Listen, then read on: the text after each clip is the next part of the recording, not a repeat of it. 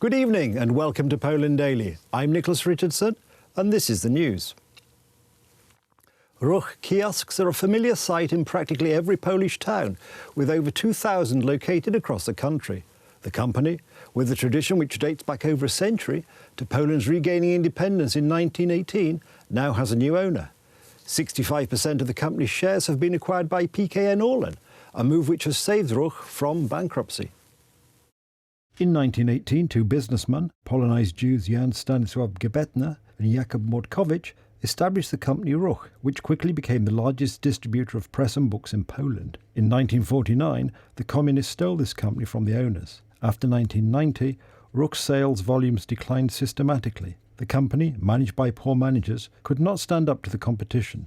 The purchase of RUCH by PKN ORLEN gives hope for a new life for the company due to the extensive logistics capacity of the largest Polish fuel distributor and a similar range of products.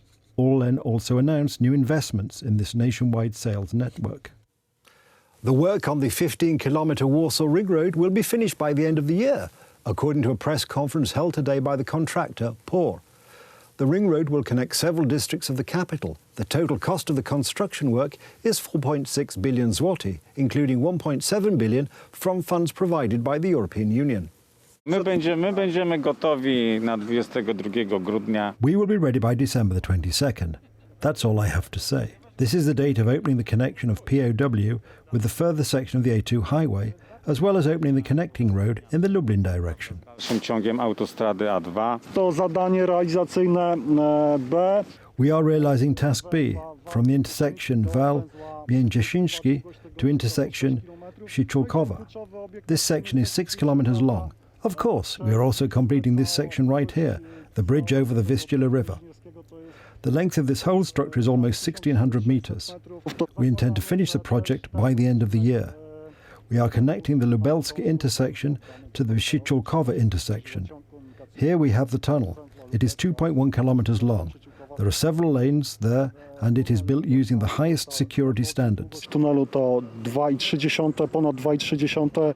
Representatives of the nationwide women's strike organised a press conference at their headquarters in Warsaw. However, not all reporters were allowed to participate in the event. The leader of the women's strike, Marta Lempart, decided not to allow inside the reporters from Telewizja Republika and Telewizja Polska, among others. As a result of a fight that broke out in front of the main entrance, one of the reporters was seriously wounded. Ladies and gentlemen, the press conference of the nationwide women's strike is taking place behind these doors. Unfortunately, our station has not been allowed to participate in this conference. Reporters from other television stations, including Telewizja Polska and Telewizja Trwam, weren't allowed inside either. We didn't receive any response to our question why we cannot participate in this conference, nor did we receive any response to other questions regarding the nationwide women's strike and the money they collected during different fundraisers. On their website, representatives of the nationwide women's strike have announced that the money collected during fundraisers will be allocated to the needs of the strike. Today, we wanted to participate in the conference, just like many other reporters. One of the reporters of Gazeta Polska has been pushed out of the door. Marta Lempart, leader of the women's strike, called the police.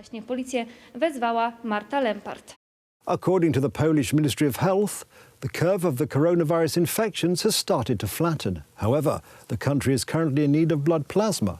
Polish President Andrzej Duda has decided to be a good role model for fellow Poles and has donated plasma. In a short film posted on social media, Duda encouraged his compatriots to follow in his footsteps. I have recovered from the infection and donated blood plasma. I would like to encourage all the people who have recovered to do the same. Today, I came to the blood donation clinic to donate blood plasma. And I would like to encourage everyone who has recovered from the infection, just like me, to test for possible antibodies. If they do have them, and if they receive approval from medical experts, please donate blood plasma in order to help others. According to the latest data from the Polish Ministry of Health, the curve of coronavirus infections has started to flatten. The number of new infections has begun to drop and has decreased by more than 10,000 compared to the past few weeks. Over 10,000 new infections were reported in Poland during the last 24 hours. 540 more people have died, which brings the total number of deaths to 14,314. the total number of COVID-19 infections reported in the country since the beginning of the epidemic has reached 909,066. That's the news. Thank you for watching. Stay with us for the weather, Poland Daily Business and more programmes. But from me, it's have a good night and a better tomorrow.